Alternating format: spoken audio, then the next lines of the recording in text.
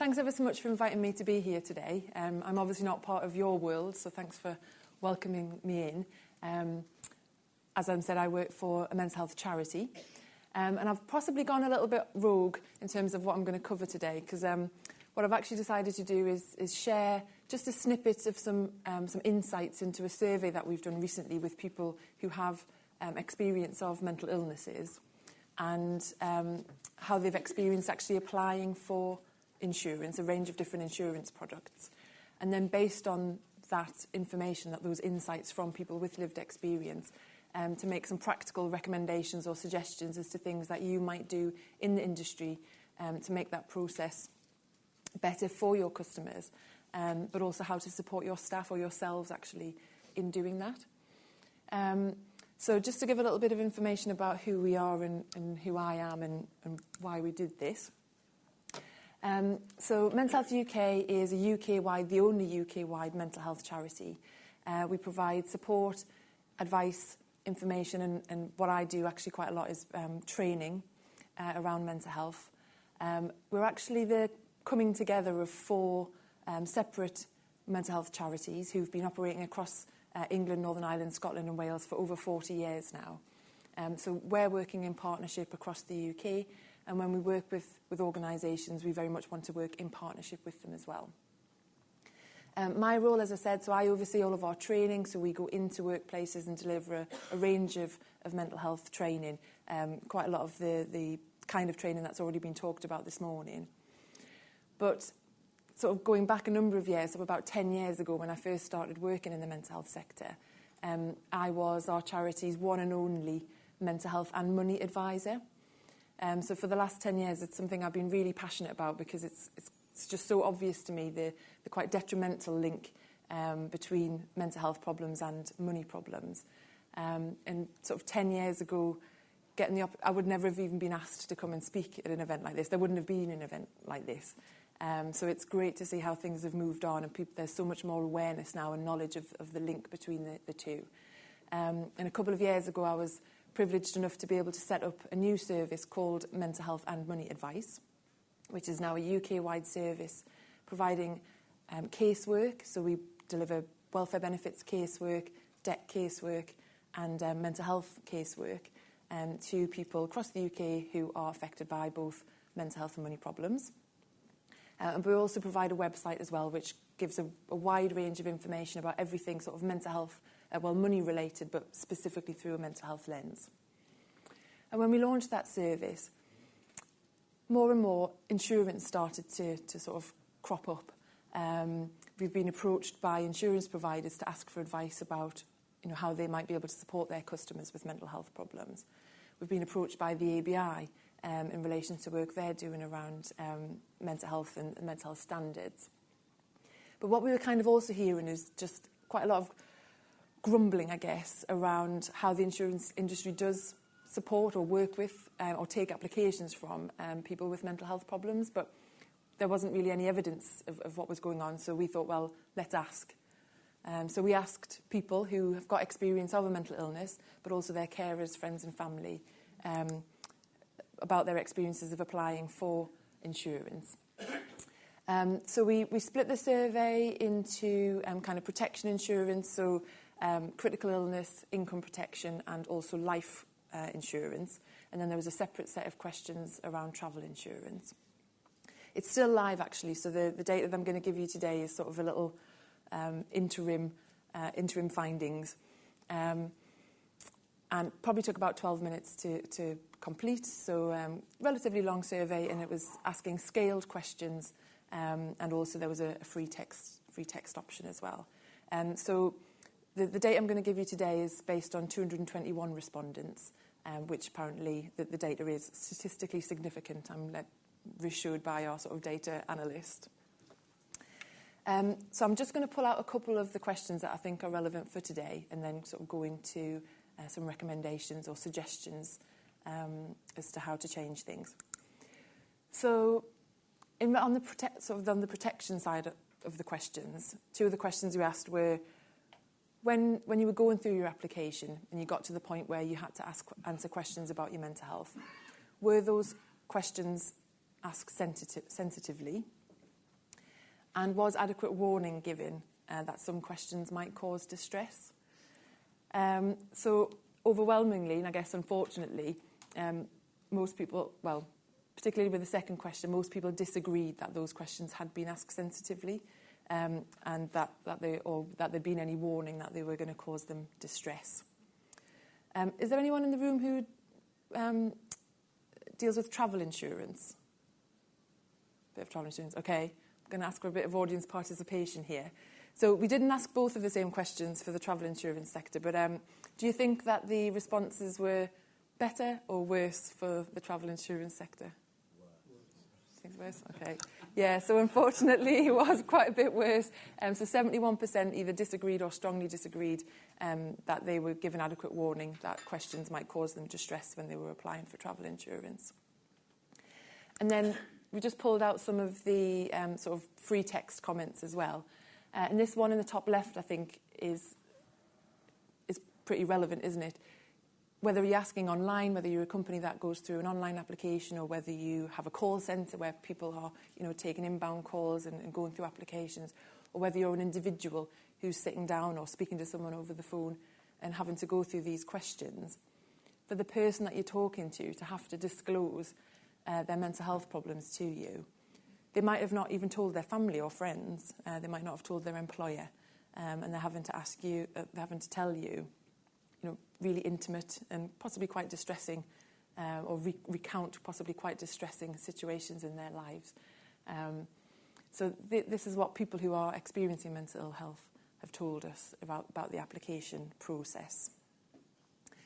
So when we've looked at that data, and obviously I was asked to come here today and aware that this conference was about moving from awareness, which I think is increased massively over the last few years, into, well, what can you do practically?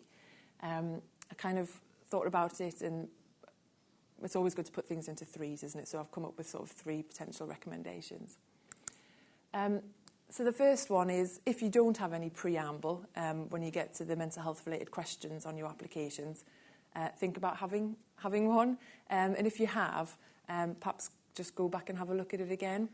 So just giving someone a bit of warning that you are going to have to start asking some mental health related questions just gives someone a bit of a chance, a little bit of friction, a little bit of delay before having to speak to you, and they can decide then whether they want to continue at that point or whether they might want to come back and do the application at a time. They might a time that's better for them. They might actually want, depending on their condition, they might actually want someone that they trust with them, because having to recount distressing experiences can obviously then be distressing.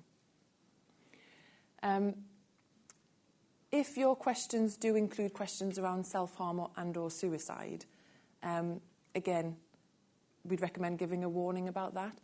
And from our perspective, well, I've noticed actually some application forms will kind of conflate the two. And from my perspective, self-harm and suicide attempts are 2 very different things. There are lots of reasons why people self-harm, and often it's not because there's an intention to take life. And for some people, it's actually a way of staying alive, and it's a way of dealing with very, very intense emotions. So kind of conflating them together feels problematic for that person, and it might not give you the data that you need to be able to assess risk appropriately. I think the other issue I've seen in some application forms is just, have you ever thought about this? Have you ever attempted this? Have you ever self-harmed? And I guess I would challenge back there and to say, well, is that relevant? If you're taking an application from someone who's, I don't know, in their 40s and they perhaps self-harmed when they were 16, is it relevant to their current application that they might have done that then? Probably a very different person, and they were going through different things. So just thinking about the relevancy of the questions and the time period. And obviously, if you are going to have to ask those questions to adequately assess risk, by asking, that person is going back in their minds, I guess, to that time and having to think about what was going on for them, and that's probably going to be quite distressing. So again, we recommend a warning there that those questions are coming up. There's a lot of sort of mistrust, I think, as well of financial services, and particularly with perhaps people with more severe conditions where there might be a lot of paranoia. They want to know why you're asking. And although it might be obvious to you, well, you need to assess risk, unless you're in an industry or you're in a job role where risk assessments are something that you do, people don't know why you're asking these questions, and they don't know that risk is looking at kind of impact and likelihood, and that you're trying to ascertain whether you're going to have to pay out on this policy early, I guess. But there's also quite a lot of fear about what you're doing with that information and where you're passing it. And if you do work for an insurance provider, perhaps who also does other financial products, mortgages, loans, credit cards, bank accounts, there's a lot of mistrust and a lot of fear that information is going to get passed to other departments, and that might influence lending decisions, for example. So if you haven't already, we'd recommend that you do explain why you're asking these questions, and sort of give reassurance around how you're going to deal with that information. And the last thing that we recommend is about signposting. And if you have got online applications, or obviously staff over the phone or face-to-face,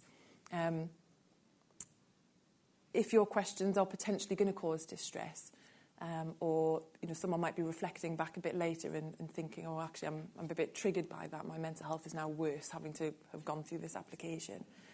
Just providing some organisations to signpost to can be really helpful, both in terms of supporting their mental health and that sort of that distress. But I think it's also important to signpost to places where people can go and get just information.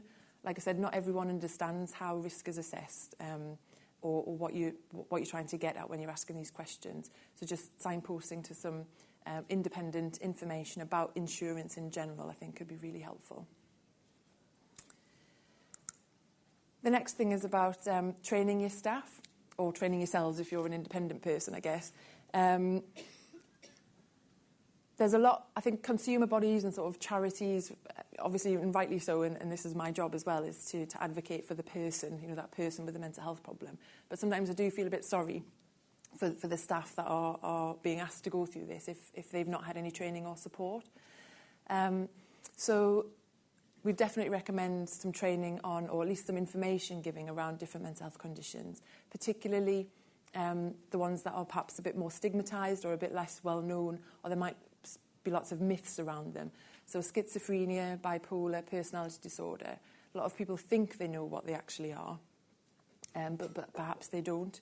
And particularly psychosis, there's a lot of stigma around that condition. So making sure that you or your staff really understand what these conditions are when people are telling you about them is really important. But more than just the knowledge of the conditions, having the skills to have a conversation with somebody about their mental health as well. You're not counsellors, that's not your role, but if someone starts talking about their mental health and you're like, you tense up and you don't know how to react, then that's not a really positive experience for them, and that's sort of reinforcing this sort of stigma around mental health. So just the skills to have a conversation with somebody about mental health is really important. Is anyone here aware of the Texas model? It's a model that's normally used in debt advice. So one hand there, a couple of hands, yeah. So as I said, my background is in debt advice and sort of working with the financial services sector around debts in particular and mental health. And Texas is a model that's used often in debt collection agencies or debt collection departments, and also in the sort of debt advice world. And it's an acronym basically, but I think it can work for the insurance sector as well. So the T is for thank you, just to thank the person for the fact that they've shared this with you. Like we said earlier, disclosing a mental health problem to a complete stranger is quite a big thing. So just having a bit of respect and just saying, oh, well, thank you for sharing that with me, can be one way of then starting, carrying on that conversation. The E is to explain, and to explain what it is that you're going to do with that data. They've probably already heard or seen or read, your GDPR statement. But have they really listened, and did they really read it? So just explaining what you're going to do with that data can be really reassuring for people. The X is a little bit tenuous because it's explicit consent. So again, obviously, health conditions and mental health conditions is sensitive or special category data. So just being clear about how you're going to deal with that, and you need explicit consent to be able to process it. Now, in the debt advice world or the debt collection world, the A is for ask. And it's about asking questions to ascertain whether someone's mental health problem will impact on their ability to pay back their debt normally or their ability to communicate with the collection department. But I think it can work for the insurance sector because obviously you do have to ask some questions to be able to assess the risk. So, still go through those. But I think it's also important to ask and really try to check whether or not someone has understood what you're telling them about the product and possibly signposting them to information if they haven't. And also just to ask whether or not they do need any further support after you've gone through that process with them. And then the S is for signpost. So again, same as really on the other slide, signposting both to mental health support if somebody needs that, if they found that process distressing, but also advice or information, independent sources of advice and information as well. And then finally, sort of the third thing that I think that you could do is to support your staff or to support yourself if you're an independent. So possibly not so much at the application stage, although I'm always surprised at how much once people do start talking about it, people will share, and they might end up sharing quite traumatic experiences or distressing experiences. And that can be a lot then for that person who's going to listen to that and take that on. They might have had some experiences themselves and have been triggered by that. Might remind them of something that's gone on in their own life or people close to them. So really kind of carrying on from what the panel was saying this morning is, as an employer or if you are self-employed, taking steps to manage your own mental health and well-being. Confidential support services like the AP, again, have already been mentioned this morning.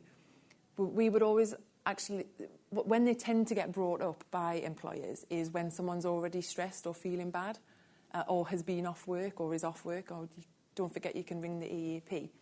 But if they're 24/7 counselling lines, helplines basically, then they can be used at any time. They don't have to be used when you've already reached the crisis point. And if perhaps someone has had a difficult call or is taken on board some information that they have found distressing, then why could they not contact the EAP and talk to them about that? So promoting it in a proactive way rather than a reactive way, I think, is important.